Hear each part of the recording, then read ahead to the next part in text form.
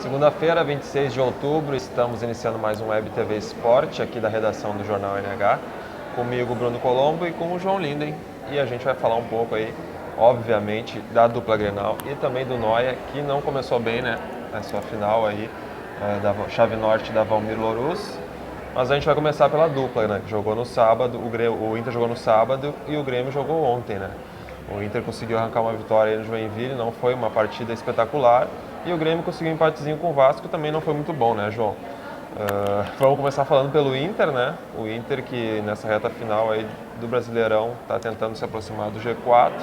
A atuação não foi aquelas coisas, né, João? Mas a gente não pode ficar se apegando nisso também, né? Final de temporada aí e o João tá sem palavras. Não sei, eu tô esperando tu pegou o fôlego, pegou o fôlego, tô esperando tu dar pausa para eu poder manifestar. Falou demais, mas o Inter Fala então, muito. O que eu tava falando, né, João, é que o torcedor não pode ficar cobrando muito também, agora a temporada já foi, né, teve os seus erros aí, agora é tentar, já que tem a possibilidade de entrar no G4 para garantir uma vaga aí na pré-Libertadores, né, João? Na pré-Libertadores, Bruno. Hoje o Inter tá com 50 pontos, assim como o Santos, que é o quarto colocado, o Inter é o sexto, né, tem o São Paulo entre Inter e Santos. A situação ficou mais favorável ao Inter, mas ainda assim é bem complicado, né, Bruno? Porque apesar da igualdade de pontos, o Santos está em vantagem nos critérios de desempate. E é bom lembrar que no ano passado, o Inter comemorou muito uma vitória contra o Figueirense, na última rodada do Brasileiro, porque em função dos critérios de desempate, ele foi o terceiro colocado e não foi o quarto, ou seja, pegou a vaga direta para a Libertadores. Isso quer dizer que os critérios de desempate podem ser muito importantes sim nessa reta final de Brasileiro. Um campeonato que está tão disputado, tão equilibrado, especialmente nessa vaga aí, nessa briga pela quarta vaga. Eu acho que as três primeiras estão garantidas, né?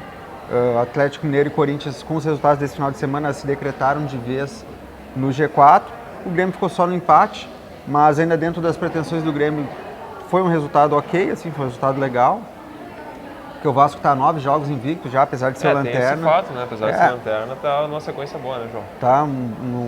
São 4 empates consecutivos, o que, no caso do Vasco específico, que precisa pontuar, é ruim, né, Bruno? É ruim, né? A sequência boa, nem tanto, né? Mas de não perder, ou seja, é a segunda maior sequência invicta do campeonato, só atrás do Corinthians, obviamente, mas enfim, é um feito do Vasco da Gama e que demonstrava que o jogo, apesar de ser contra o Lanterna, não seria tão fácil.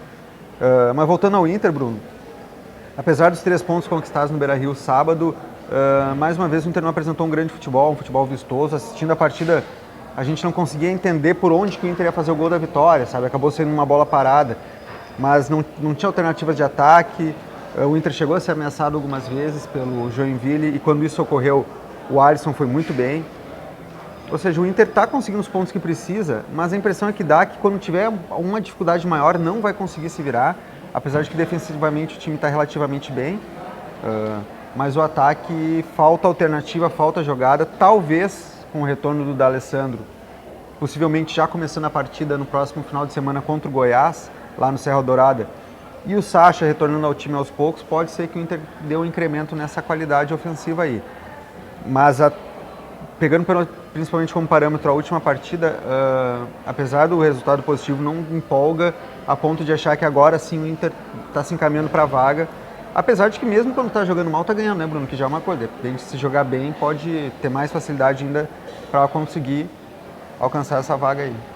Beleza, João. Falar um pouco de Grêmio. O Grêmio, o pessoal achou aí que daqui a pouco poderia sair com um resultado positivo, até saiu com um ponto, tudo bem, mas não é aquele tipo de jogo que o torcedor esperava, que o Grêmio voltasse com uma vitória, ou contra o Lanterna, mas tem toda essa questão do Vasco aí que está com uma boa sequência também. Então, o que faltou assim para ti, João, que tu acompanhou o jogo do Grêmio, assim, o que faltou para o Grêmio conseguir sair do Rio com os 3 pontos?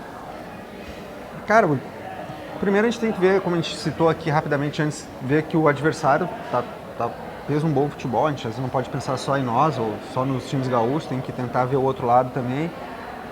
O Grêmio chegou a ser melhor do que o Vasco, especialmente ali na reta final do segundo tempo, aí na última meia hora do segundo tempo o Grêmio foi melhor, mas o primeiro tempo o Vasco deixou de vencer, deixou de abrir o placar, e no comecinho do segundo tempo também teve muito bem o Vasco da Gama. O Grêmio não é o mesmo Grêmio que a gente viu no começo do campeonato, que deixou o torcedor mal acostumado, com grandes atuações, com grandes combinações de jogada, com alternâncias entre os jogadores dentro do campo, com possibilidade de marcar gol, com uma defesa sólida. O Grêmio já não é mais esse.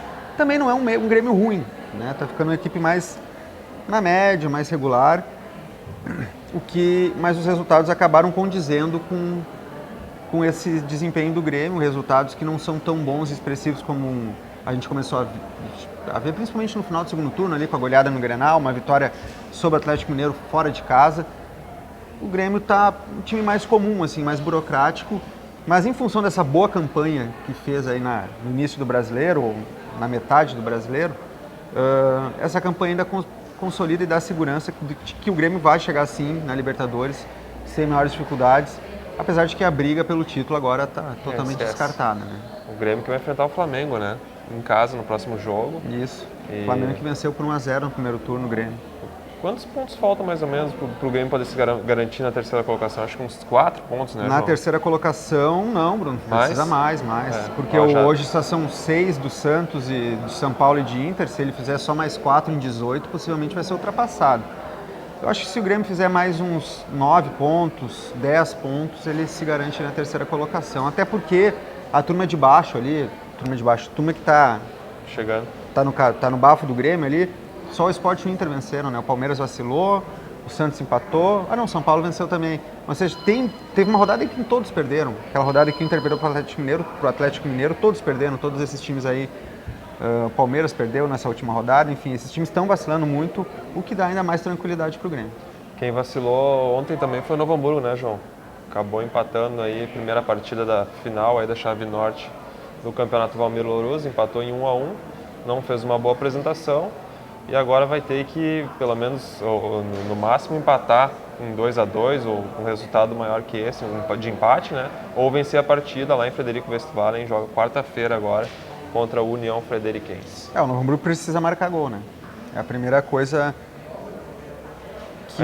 A gente vê uma mobilização que teve, né, João? O pessoal para ir no estádio... Muito graças a ti também, que deu uma incendiada na torcida. Não, mas tem que incendiar, né, João? É só que o que a gente gostaria é que a equipe tivesse jogado bem, que tivesse vencido. Cara, eles não vão jogar melhor do que aquilo que eles fizeram. Esse é o time do Novo Hamburgo, é um time fraco, tá dentro do possível tentando vencer, dentro das suas possibilidades, dentro das suas qualidades, que são poucas, conseguiu chegar na final da chave norte, mas não dá para se esperar muito além disso.